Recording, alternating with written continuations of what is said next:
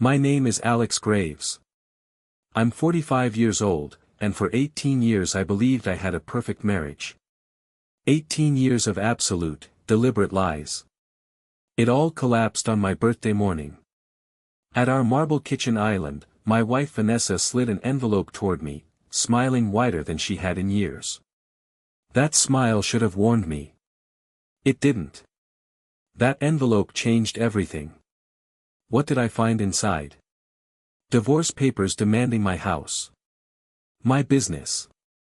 My son. Everything. But here's what Vanessa never knew: I'd been watching. Hotel receipts. Audio recordings. 3 different men. Within 72 hours, her lawyer was speechless, her social circle was destroyed, and her lover was fleeing town. And Vanessa? She was still buttering her gluten-free toast that morning, completely convinced she had already won. Before I tell you what happened next, if you enjoy stories about justice and family boundaries, take a second to like and subscribe, but only if you genuinely connect with this story. Where are you watching from right now? And what time is it there? Drop a comment and let me know. My wife was planning a surprise for my birthday. I just didn't expect subpoenas. I should have known something was wrong when Vanessa actually smiled at me over breakfast. Real smiles from my wife had become rarer than honest politicians, but there she was, practically glowing as she buttered her gluten-free toast with the precision of a surgeon. "Happy birthday, darling," she purred, sliding an envelope across our marble kitchen island. "Your first present." The envelope felt heavier than birthday cards usually do. Much heavier. I tore it open while Vanessa watched me like a cat watches a wounded mouse, her perfectly manicured fingers drumming against her coffee mug. Divorce papers. 45 years old today, and my loving wife of 18 years was serving me with a lawsuit that demanded everything. The house, the cars, the business, full custody of Jamie, and enough alimony to fund a small country's defense budget. Before we dive deeper into this story, I have one small request. Please subscribe, drop a like, comment, and hit that hype button to boost this channel so more people can discover these incredible Reddit stories. "Surprise," Vanessa said, her smile turning razor sharp. I thought it was time for a fresh start. I looked up from the papers to study my wife's face. She'd had work done again, subtle this time, just enough to erase the laugh lines we'd earned together during happier years. Her blonde hair was styled in that expensive way that looked effortless, but probably cost more than most people's rent. She was beautiful, I had to admit. Cold as a mortician's handshake, but beautiful. "This is quite the gift, Vanessa," I said, keeping my voice level. "Very thoughtful. Though I have to ask, when exactly did you find time to plan this between your charity committee meetings and your evening yoga classes?" Her smile flickered for just a moment. "I don't know what you're implying, Alex." "I'm not implying anything. I'm stating facts, like the fact that your yoga instructor Julian seems to require a lot of private sessions. Very private. Very long sessions." Vanessa's coffee mug hit the marble with a sharp crack. "You're being paranoid and ridiculous." "Am I?" "Because I've been doing some math, and your Tuesday and Thursday yoga sessions have been running about 3 hours longer than actual yoga classes.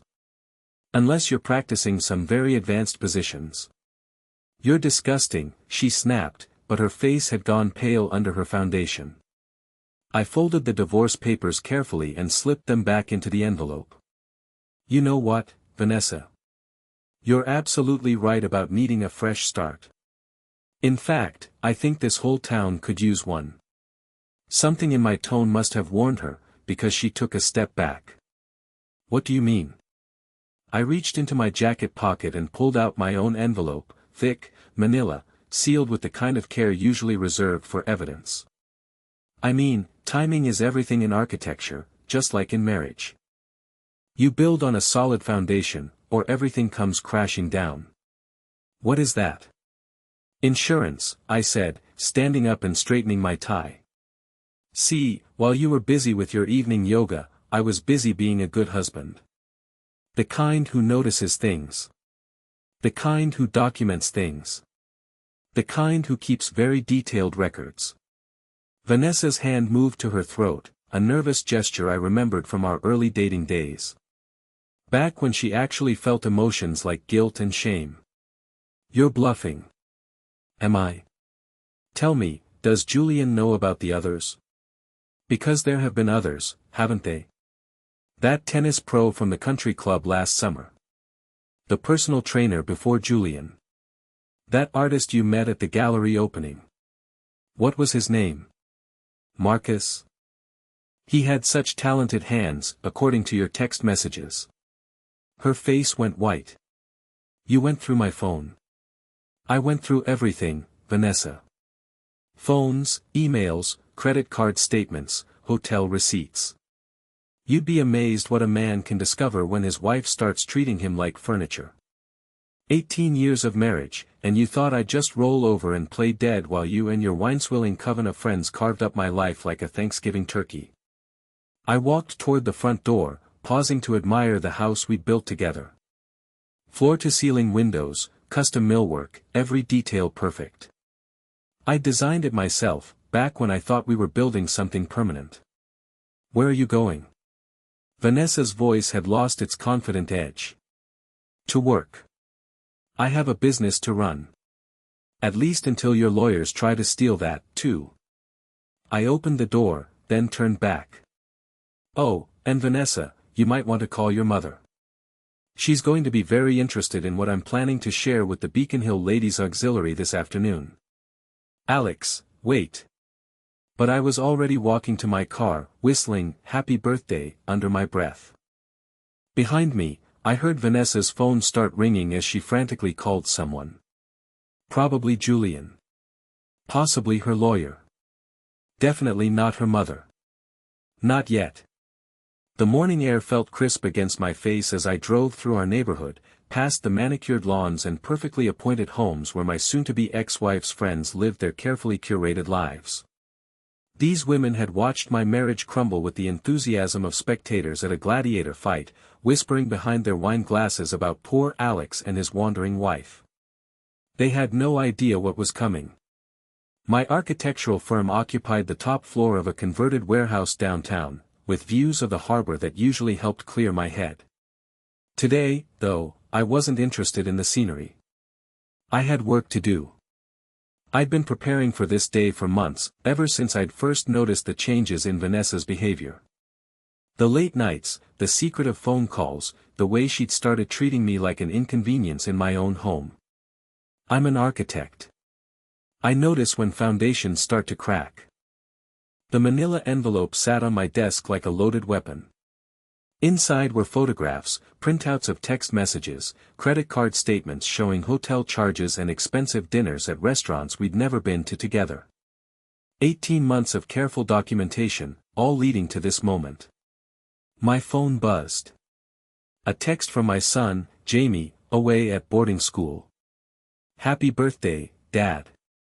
Mom said you guys had big news to share. Poor kid.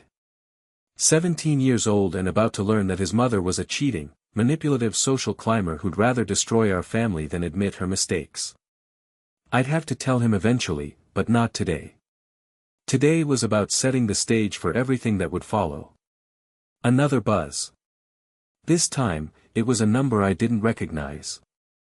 Mr. Graves, this is David Baird from Baird & Associates. Mrs.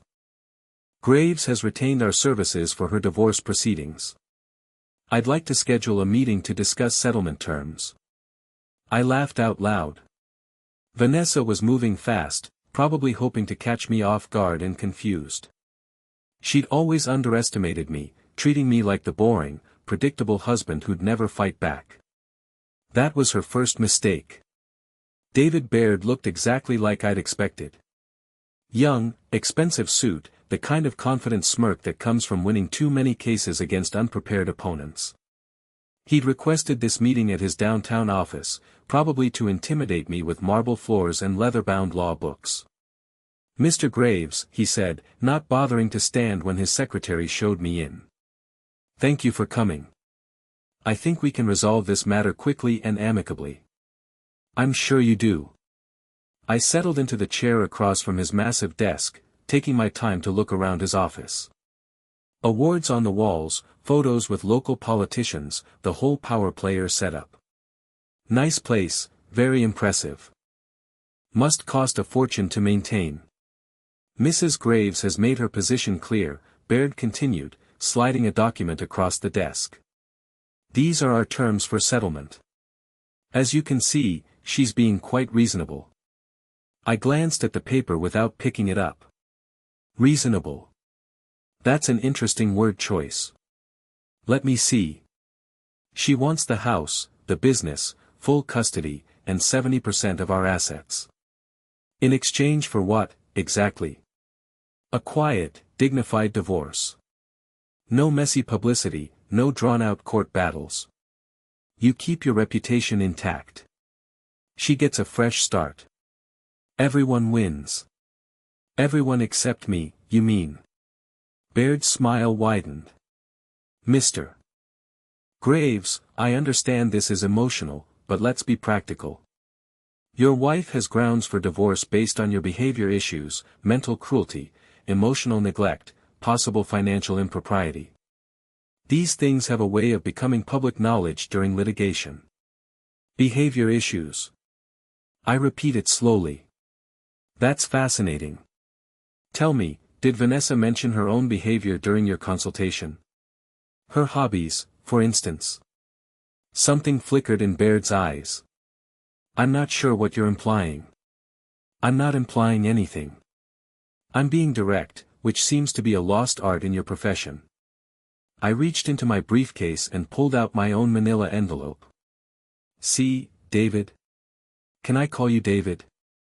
I've been doing some research, too. And I've discovered some very interesting things about my wife's extracurricular activities. I opened the envelope and spread several photographs across his desk. High-resolution images of Vanessa entering and leaving Julian's apartment building. Vanessa and Julian at restaurants across town. Vanessa and Julian in what appeared to be a very intimate conversation in the parking lot of the Marriott. Baird's confident expression cracked. These prove nothing. Circumstantial at best. You're right. Photographs can be misleading. That's why I brought audio files, too. I placed a small digital recorder on his desk and pressed play. Vanessa's voice filled the office, crystal clear. Alex is such a fool. He actually thinks I'm at book club tonight. God, Julian, the way he looks at me with those puppy dog eyes, like he still thinks we're some happy couple. It's pathetic. Julian's voice responded. When are you going to tell him? After the divorce is final. Let him find out the hard way that he's been supporting my real relationship for the past year and a half. The look on his face will be priceless. I stopped the recording and looked at Baird, whose face had gone pale. That was recorded 3 weeks ago in Julian's apartment. Amazing what you can hear through thin walls when you know where to listen. This could be inadmissible. Could be. But it doesn't matter, does it? Because we both know this isn't going to court.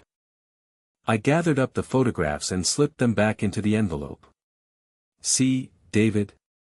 Your client made a crucial error. She assumed I was the same passive, trusting husband she's been manipulating for years. She never considered that I might fight back. What do you want? Baird's voice had lost its earlier confidence. Nothing complicated. I want Vanessa to withdraw her divorce petition. I want her to move out of my house.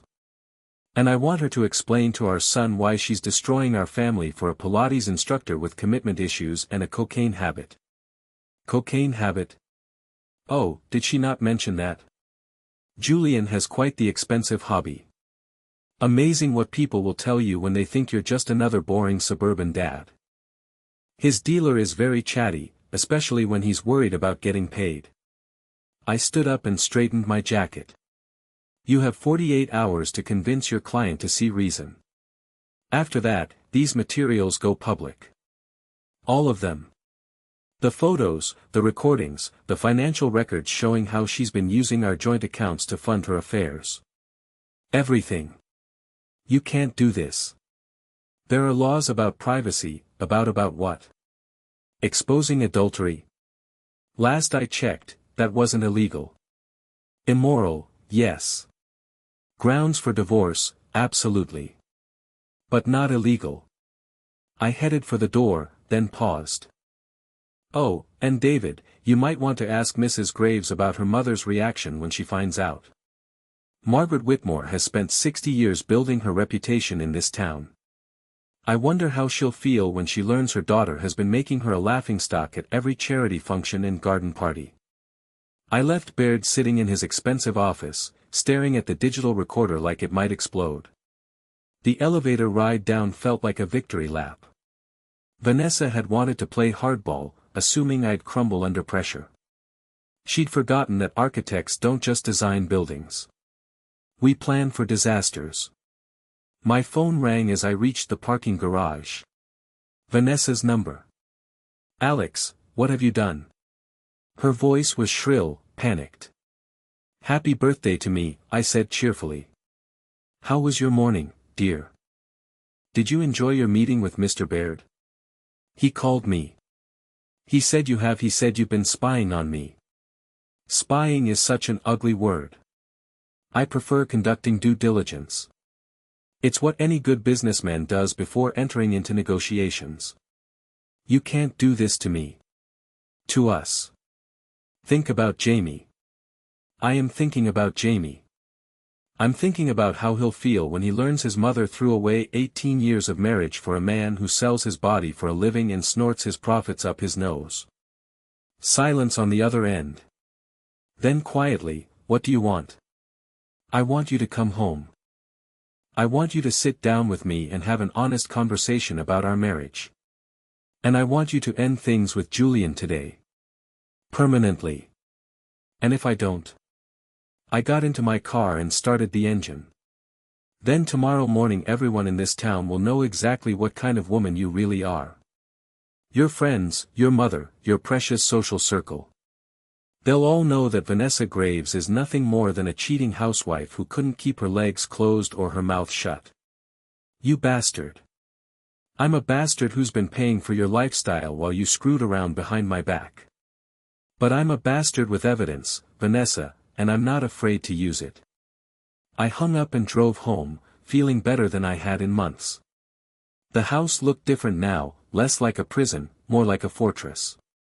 Vanessa's car was in the driveway, and I could see her silhouette in the living room window, pacing back and forth like a caged animal.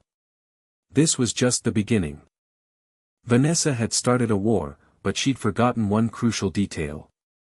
I was the one who'd built the battlefield. Every room in this house, every detail of our life together, I'd designed it all. I knew every weakness, every pressure point, every way to bring it all crashing down. She wanted a fresh start. Fine. But she was going to learn that sometimes, when you burn bridges, you get trapped on the wrong side of the fire.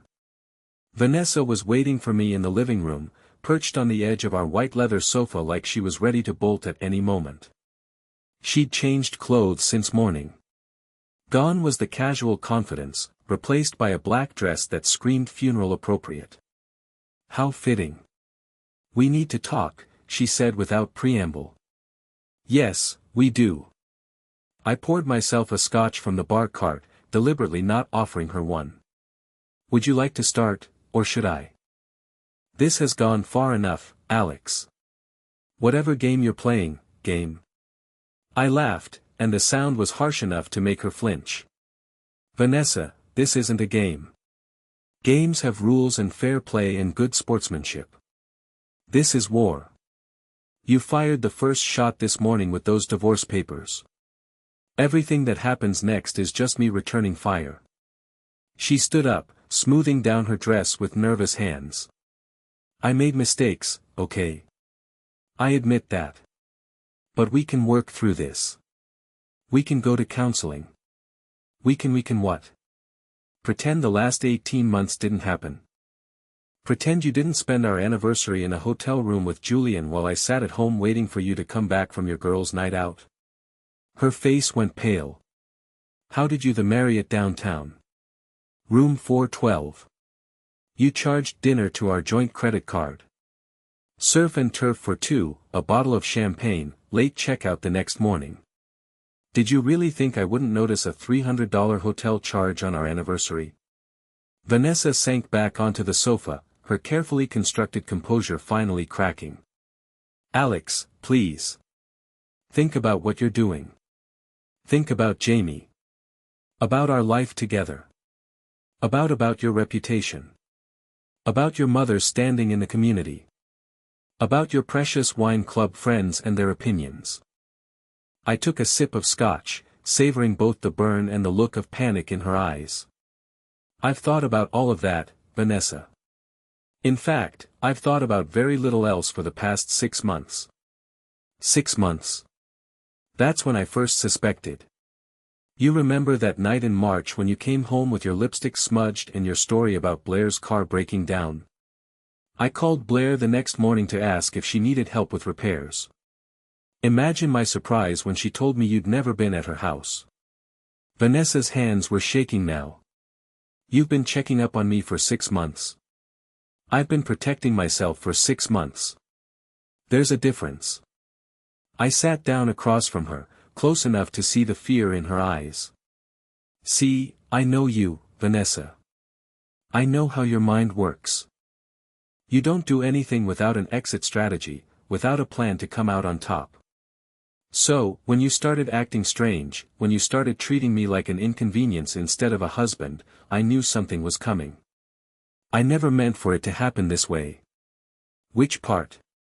The cheating or the getting caught? She flinched. The cheating. I never meant to hurt you. But you did mean to divorce me. You did mean to take everything I've worked for and leave me with nothing. You did mean to turn our son against me and paint me as the villain in your little fairy tale. I leaned forward. So forgive me if I don't believe your sudden attack of conscience. My phone buzzed with a text message. Jamie again. Dad, Mom's not answering her phone. Is everything okay? I showed Vanessa the screen. He's worried about you. Our son is hundreds of miles away trying to focus on his senior year. And he's worried because he can sense something's wrong. How do you think he's going to feel when he learns the truth? Don't. Her voice was barely a whisper. Don't tell him. Please. He doesn't need to know about Julian. About Julian? What about the others, Vanessa? What about Marcus, the artist? What about Derek, the tennis pro? What about that bartender from the country club? What was his name? Tyler? Travis? Each name hit her like a physical blow. How do you know about I know about all of them? Every hotel room, every restaurant, every lie you told to cover your tracks. I know about the credit cards you thought I didn't monitor. I know about the burner phone you keep in your gym bag. I know about the apartment you've been looking at downtown. The one you planned to move into after you'd finished destroying my life. Vanessa was crying now. Mascara running down her cheeks in dark streams. I'm sorry. God, Alex, I'm so sorry. I don't know what happened to me. I don't know why. I know why. I stood up and walked to the window, looking out at our perfectly manicured neighborhood. You got bored. You got tired of being married to a boring architect who worked long hours and didn't worship at the altar of your ego. You wanted excitement, adventure. The thrill of being desired by younger men who told you what you wanted to hear. That's not it's exactly that. I turned back to face her. And you know what the really sad part is? I would have given you a divorce if you'd just been honest. If you'd come to me 2 years ago and said you weren't happy, that you wanted something different. I would have been hurt, but I would have understood. We could have split everything fairly, worked out custody arrangements, stayed friends for Jamie's sake. We still can. No, we can't. Because you didn't want fair. You wanted everything. You wanted to punish me for the crime of loving you, of trusting you, of building a life with you that apparently wasn't exciting enough for your tastes. I finished my scotch and set the glass down with deliberate care. So now you get to live with the consequences of your choices. All of them. What does that mean? It means war, Vanessa. Total war. You wanted to destroy my life. Fine, but I'm going to destroy yours first, and I'm going to enjoy every minute of it. Her phone rang. She glanced at the screen and her face went even paler. It's my mother. Answer it, I said. Tell her you'll call her back. Tell her you're busy. Tell her whatever you want. But know this, by tomorrow morning, Margaret Whitmore is going to know exactly what kind of daughter she raised. Vanessa let the call go to voicemail, but we could both hear her mother's voice through the speaker. Vanessa, dear, I just had the most disturbing conversation with Helen Morrison. She said there are rumors going around about you and some fitness instructor. Call me immediately. I smiled. Faster than I expected. Helen must have seen us at Baird's office this afternoon. You know how she loves to gossip. Alex, please. My mother's reputation will survive, just like she has for 60 years. But yours won't. Not after I'm finished. I headed for the stairs, then paused at the bottom step. Oh, and Vanessa, I'd start looking for somewhere else to stay. You have until Sunday to move out. After that, I'm changing the locks. You can't kick me out of my own house. Actually, I can. The house is in my name, remember? You insisted on keeping your maiden name when we got married, said it was more professional for your event planning business. Funny how that decision is coming back to bite you now. I left her sitting in the living room, probably calculating her options and finding them all equally unpalatable. Upstairs in my office, I opened my laptop and began typing the first of several emails that would set tomorrow's events in motion. The war had officially begun. And unlike my naive, trusting wife, I'd been planning this campaign for months. Every move calculated, every contingency considered, every weakness identified and catalogued for future use. Vanessa had wanted to play games with my life. Now she was going to learn that some games have consequences that last forever. Sunday morning arrived with the kind of crisp autumn weather that made our seaside town look like a postcard. Perfect day for the farmer's market, where half the town would gather to buy overpriced organic vegetables and catch up on the latest gossip. I'd been looking forward to this particular Sunday for weeks. Vanessa had spent the weekend packing her belongings with the grim efficiency of a refugee fleeing a war zone. She'd barely spoken to me since our confrontation Thursday night, communicating mostly through terse notes left on the kitchen counter about logistics and scheduling. I need more time, she said as I found her in the bedroom folding clothes into suitcase number 4. Time for what? To find a place, to figure things out. Julian's apartment it's not suitable for extended stays. I leaned against the doorframe, watching her pack the expensive dresses I'd bought for various charity functions and anniversary dinners. Trouble in paradise already? Don't be smug, Alex. It doesn't suit you. Neither does adultery. But that didn't stop you. I checked my watch. You have 2 hours. After that, the locks get changed whether you're finished or not. Where am I supposed to go? That's not my problem anymore. You made your choice when you decided to blow up our marriage. Live with it. She turned to face me, and for a moment I saw a flash of the woman I'd married. Vulnerable, uncertain, almost human. What happened to us, Alex? We used to be happy. We were never happy, Vanessa. We were comfortable. There's a difference.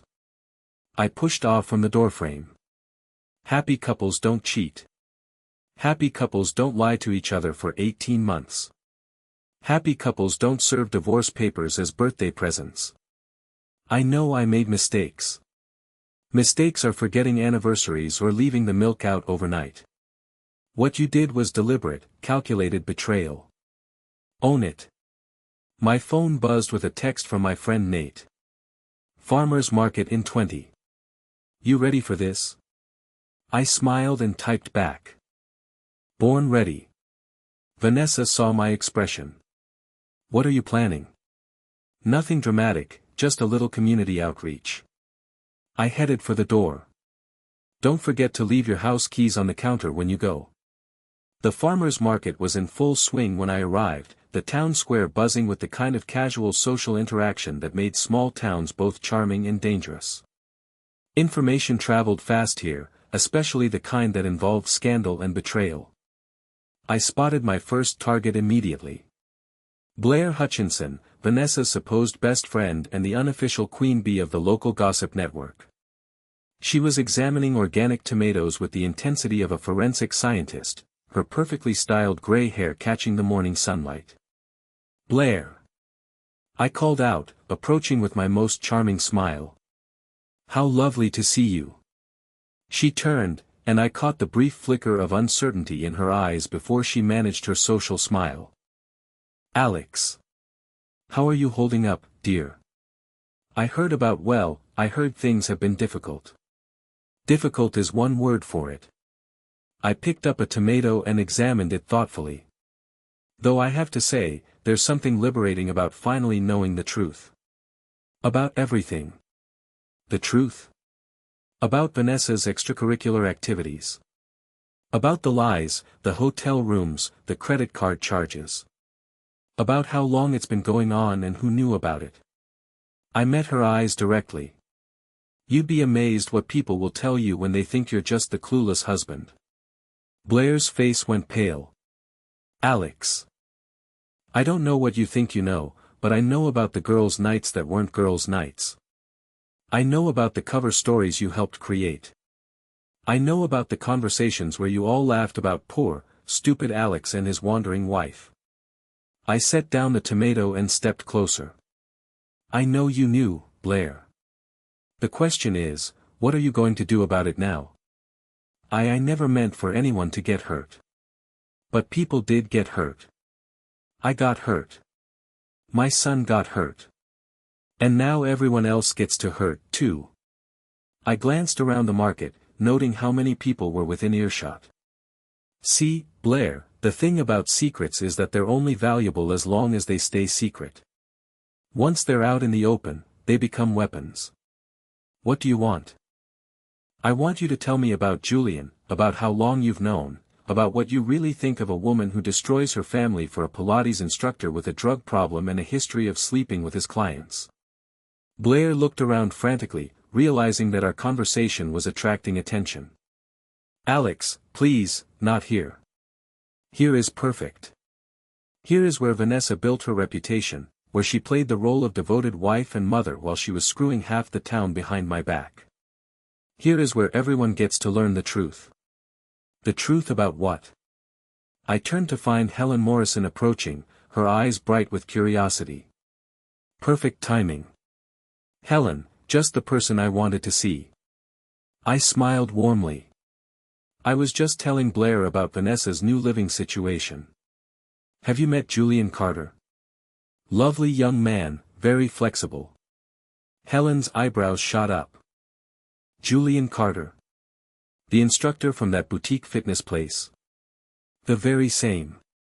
Vanessa's been taking private lessons with him for quite some time now. Very intensive training. She's learned positions I didn't even know existed. Blair made a strangled sound.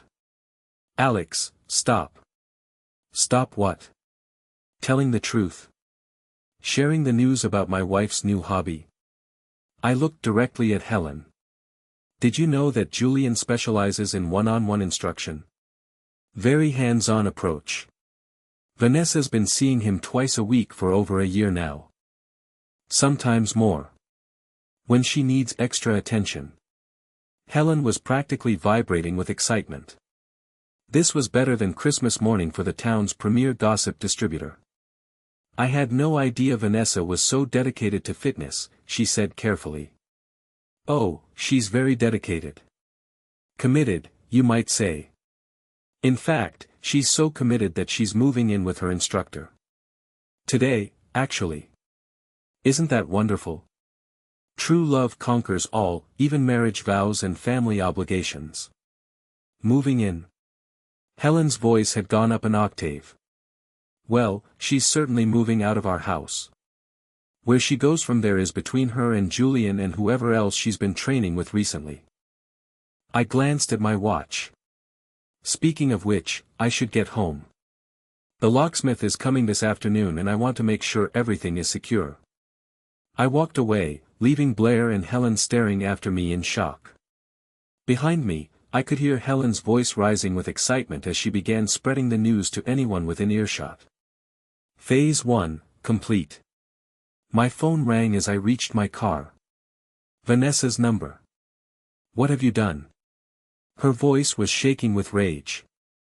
I've had a lovely morning at the farmer's market. Beautiful day, isn't it? Blair just called me. She said you were telling people about Julian, about us moving in together. Aren't you moving in together? I thought that was the plan. True love, fresh starts, all that romantic nonsense. You know it's not that simple. Julian's place is temporary, just until I can find something permanent. How romantic.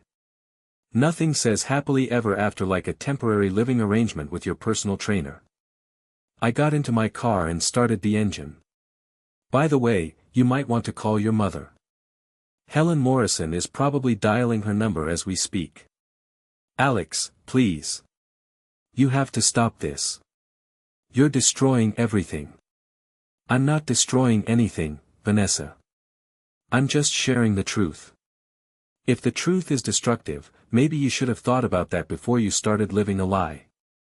I hung up and drove home, whistling cheerfully. The house felt different already. Lighter, cleaner, like a weight had been lifted from its foundation. Vanessa's car was gone from the driveway, along with most of her belongings. She'd left her keys on the kitchen counter as requested, along with a note. This isn't over. I crumpled up the note and tossed it in the trash.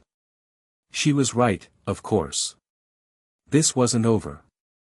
This was just the beginning. I had plans for Vanessa and Julian. Big plans. And by the time I was finished, they'd both understand exactly what it meant to cross Alex Graves. Monday morning brought the first real consequences of my farmer's market performance. My phone had been buzzing since dawn with calls from numbers I didn't recognize. Reporters, I realized, from the local paper and even a few regional outlets. Apparently, the story of a prominent local architect's wife running off with her fitness instructor was exactly the kind of small-town scandal that sold newspapers. I ignored most of the calls, but I did answer when I saw Nate's number. Jesus, Alex, he said without preamble. You really went nuclear, didn't you? I went honest. There's a difference. The whole town's talking about it. My wife heard it from 3 different people at the grocery store this morning. Vanessa's mother supposedly locked herself in her house and won't answer the phone. Margaret always did have a flair for drama. This isn't drama, man. This is social suicide. For all of them. Nate paused. I hope you know what you're doing. I know exactly what I'm doing. What I was doing, specifically, was sitting in my car outside Julian's apartment building, waiting for him to emerge for his morning run. I'd been watching his routine for weeks. He was nothing if not predictable. Every day at 7:30 a.m., he'd come jogging out in his expensive athletic wear, following the same route through downtown and back. Today was going to be different. At exactly 7:31, Julian appeared, looking considerably less confident than usual. His normally perfect hair was disheveled and he kept glancing around nervously as he started his warm-up stretches. I got out of my car and walked over to him. Julian, good morning. Beautiful day for a run, isn't it? He spun around, his face going pale when he saw me. Alex, what are you doing here? Thought we should have a chat. Man to man. You know, clear the air about a few things. Julian took a step back. Look, I know this is awkward, but Vanessa and what we have is real. We're not trying to hurt anyone. I laughed and the sound made him flinch. Not trying to hurt anyone. Julian, you've been screwing my wife for over a year. In my bed, in hotels I paid for, probably in your little love nest upstairs. How exactly is that not trying to hurt anyone? You don't understand. I understand perfectly. You saw a bored, wealthy housewife and thought you'd hit the jackpot. Easy money, easy intimacy, and if you played your cards right, maybe a permanent meal ticket when she divorced the boring husband. Julian's jaw tightened. It's not like that. No. Then what's it like? Enlighten me. Explain how seducing married women is actually a noble profession. Vanessa came to me. She was unhappy, neglected. Neglected? I stepped closer and Julian automatically backed up against a parked car. I gave that woman everything. A beautiful home, financial security, 18 years of my life. The only thing I didn't give her was permission to screw around behind my back. You gave her things, not attention, not passion, not the slap echoed off the surrounding buildings like a gunshot. Julian's head snapped to the side and when he looked back at me, there was a bright red handprint on his left cheek. That, I said calmly, was for the disrespect. This is for the stupidity. I grabbed the front of his running shirt and shoved him hard against the car. He was younger than me, probably stronger, but he was also shocked and off balance. Let me explain something to you, Julian. You picked the wrong man's wife to play house with. You picked the wrong family to destroy for your entertainment. And now you're going to learn what happens when you mess with someone who has nothing left to lose. You're crazy. I'm thorough. There's a difference. I released his shirt and stepped back. See, while you and Vanessa were playing house, I was doing research about you, about your business, about your habits. Fear flickered in his eyes. What kind of research? The kind that reveals interesting things about your client list. Married women, mostly. Wealthy, bored, looking for excitement. You have quite the reputation, don't you? The personal trainer who provides very personal services. That's not it's exactly true. Mrs. Henderson from Beacon Hill, Mrs. Rodriguez from the country club, that real estate agent, what's her name? Jennifer. You've been working your way through half the married women in town. Vanessa was just your latest conquest. Julian's face had gone white. You can't prove any of that. Can't I? I pulled out my phone and showed him the screen. Amazing what people will tell you when they think their secrets are safe. Mrs. Henderson was very chatty once she realized I knew about her Tuesday afternoon training sessions. Apparently, you have quite the creative approach to physical fitness. What do you want? I want you to disappear. Today. Pack up your little business, get out of town, and never contact my wife again. I can't just you can and you will. Because if you don't, every one of your clients is going to receive a very detailed dossier about your business practices. Their husbands, too. How long do you think your pretty face will stay pretty when Mr. Henderson finds out what you've been doing with his wife? Julian was shaking now. This is blackmail. This is consequences.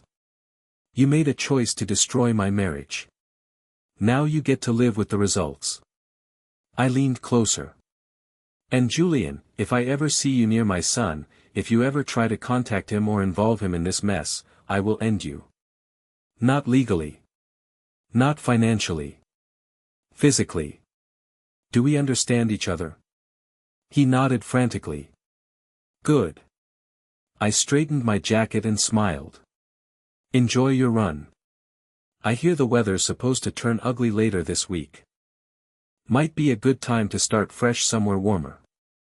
I walked back to my car, leaving Julian standing on the sidewalk looking like he'd been hit by a truck. Phase 2 complete. My phone rang as I drove home.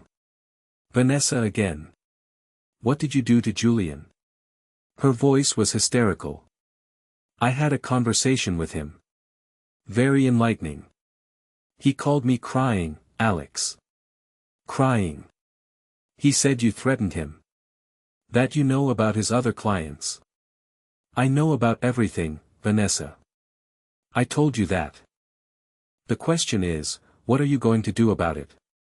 You can't keep doing this. You can't destroy everyone who what? Everyone who helped you betray our marriage. Everyone who knew what you were doing and said nothing. Everyone who laughed behind my back while you made me look like a fool. I pulled into my driveway. Actually, I can do exactly that, and I will. Alex, please. Julian's talking about leaving town. He's scared. Good. He should be scared. You should be scared, too. Are you threatening me? I'm promising you. This is what happens when you declare war on someone who loves you. This is what you get when you mistake kindness for weakness. I got out of the car and looked up at the house we'd built together.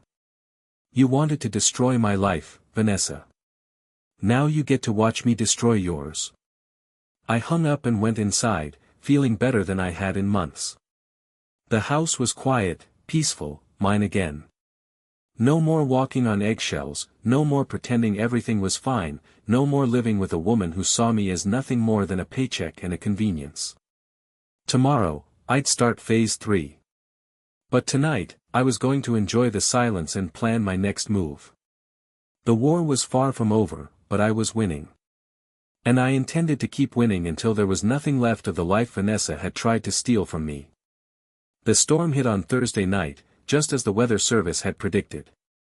By 9 p.m., the wind was howling off the harbor, and rain was lashing against the windows of my house with the fury of nature unleashed. Perfect weather for what I had planned.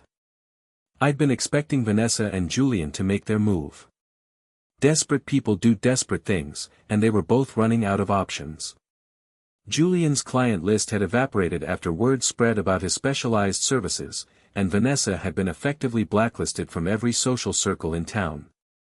Her mother still wasn't taking her calls, and the few friends who hadn't abandoned her completely were keeping their distance. The security cameras I'd installed earlier in the week showed them approaching through the storm, hunched against the wind and rain like a pair of refugees. They'd parked 2 blocks away, probably thinking they were being clever. I was ready for them. Dad? Jamie's voice came from behind me. He'd come home from boarding school that afternoon, ostensibly for a long weekend, but really because he'd sensed something major was happening. Smart kid. He got that from me. Stay upstairs, I told him. This might get ugly. What's going on? Your mother's about to make some very poor choices. Again. The front door rattled as someone tried the handle. Then came the sound of a key scraping against metal. They were trying to use Vanessa's old key, not realizing I'd changed all the locks days ago. I waited until I heard them moving around to the back of the house before I activated the first surprise. The motion-activated sprinkler system I'd rigged up caught them perfectly as they tried to jimmy the back door. High-pressure water mixed with biodegradable paint. Nothing dangerous, but extremely effective at marking targets. Their curses were audible even over the storm. Alex. Vanessa's voice, shrill with rage. Open this door. Use your key, I called back pleasantly. You changed the locks. I changed everything. Amazing what you can accomplish when you're not being lied to and cheated on. More rattling, then the sound of breaking glass. They'd smashed one of the kitchen windows. I'd expected that. It was the most accessible entry point, and also the one I'd prepared most thoroughly for. The paint bomb went off as soon as Julian's foot hit the kitchen floor, covering both of them in bright orange pigment that would take weeks to wash off completely. The air horn that triggered simultaneously was loud enough to wake the neighbors 3 blocks away. What the hell? Julian's voice, muffled by paint and panic. Welcome to my home, I said, stepping into the kitchen doorway. So nice of you to drop by. Though I have to say, orange really isn't your color, Julian. They were both dripping wet and covered in paint, looking like refugees from a particularly violent art installation. Vanessa's hair was plastered to her head, and Julian's expensive athletic wear was ruined beyond repair. "You're insane," Vanessa snarled. "I'm creative. There's a difference." I held up my phone, which was recording everything. "Smile for the camera, you too. This is going to make a wonderful addition to my collection." "Turn that off," Julian demanded, starting toward me. "I wouldn't if I were you."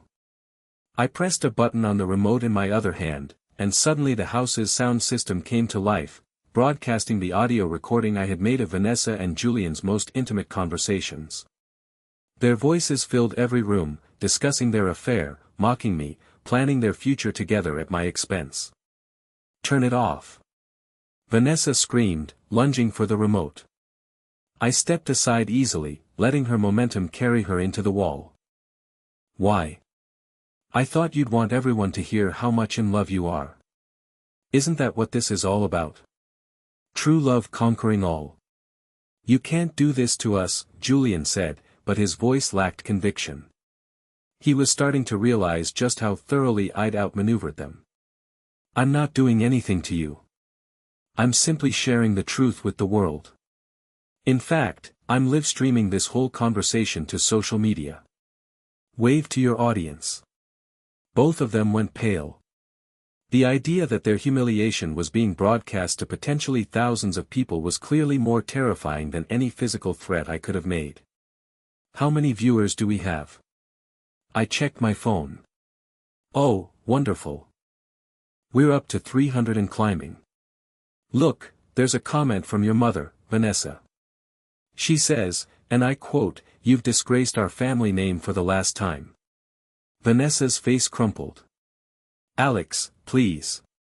Turn it off. I'll do anything." "Anything? That's interesting. Because I seem to remember you saying something very similar to Julian in one of these recordings. What was it again?" "Oh, yes. I'll do anything to get away from that pathetic husband of mine." The storm outside was reaching its peak, and the lights flickered ominously. But inside the house, the real tempest was just beginning. "You want to know what I want?" I continued, circling them like a predator. "I want you to tell everyone watching exactly what kind of people you are. I want you to confess to 18 months of lies and betrayal. I want you to explain to my son why you chose to destroy his family for a man who can't even spell commitment, let alone understand what it means." "Dad?" Jamie's voice came from the stairs. He'd disobeyed my instructions and come down to watch the show. Vanessa spun around, her face a mask of shame and desperation. "Jamie, honey, this isn't what it looks like. It looks like you broke into Dad's house covered in paint and dripping wet," Jamie said dryly. He'd inherited my talent for sarcasm. "Also, it looks like you've been cheating on him with that guy." He pointed at Julian with obvious distaste. "You don't understand." "I understand perfectly. You're selfish and stupid and you threw away our family for some random dude who probably can't even support himself, let alone you." Jamie crossed his arms. "Did you really think Dad wouldn't fight back? Your father is trying to ruin my life. Your life was already ruined. Dad's just making sure everyone knows it." I felt a surge of pride. My son understood exactly what was happening here and he'd chosen his side without hesitation. "The viewers are up to 800 now," I announced. "This is really taking off." "Oh, look, there's a comment from Helen Morrison. About time someone exposed those two. And here's one from Blair. Vanessa, you brought this on yourself. Looks like your friends have some opinions about your life choices." Julian, who'd been silent for several minutes, finally found his voice. "This is harassment. This is illegal. What's illegal is breaking into someone's house. What's illegal is destroying someone's property. What I'm doing is called consequences and it's long overdue." The lights flickered again and this time they stayed off. Emergency lighting kicked in, casting everything in an eerie red glow that made the paint-covered intruders look like extras from a horror movie. Perfect ambience, I said. Very dramatic. The viewers are loving this. Alex, please, Vanessa tried one last time. I know I hurt you. I know I made terrible mistakes. But this has to stop. You're destroying both of us. I'm not destroying anything. I'm revealing what was already there. You destroyed yourself the moment you decided to cheat. You destroyed Julian the moment you dragged him into your web of lies. All I'm doing is making sure everyone can see the wreckage. Thunder crashed overhead and the emergency lights flickered. In the strobing red illumination, Vanessa and Julian looked like the villains they'd always been, exposed, defeated, utterly without dignity or hope. The show's over, I announced to my phone. Thank you all for watching. I hope you've enjoyed this glimpse into what happens when people mistake kindness for weakness.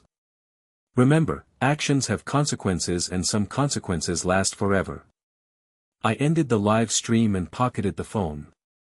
The house fell silent except for the sound of the storm and the quiet dripping of paint and rainwater. Get out. I said quietly. Both of you. Get out of my house, get out of my town and get out of my life. If I ever see either of you again, what happened tonight will seem like a pleasant memory. They didn't argue. They couldn't argue. They were beaten, humiliated and utterly defeated. Vanessa was crying silently, her makeup running in dark streams down her paint-stained face. Julian looked like he wanted to disappear entirely. They stumbled toward the broken window they'd entered through, leaving orange footprints on my clean floors. I watched them go, feeling nothing but satisfaction. As they disappeared into the storm, Jamie came to stand beside me. Think they'll actually leave town? He asked. They don't have a choice. After tonight, they can't show their faces anywhere in this community. Good. He looked up at me with something that might have been admiration. Mom really screwed up, didn't she? Your mother made her choices. Now she gets to live with them. Outside, the storm was beginning to subside. The worst was over for the weather and for me. I'd won the war that Vanessa had started and I'd won it completely. She'd tried to destroy my life and instead she'd destroyed her own. Next time, I thought as I surveyed the paint-splattered kitchen, remind me to marry an orphan.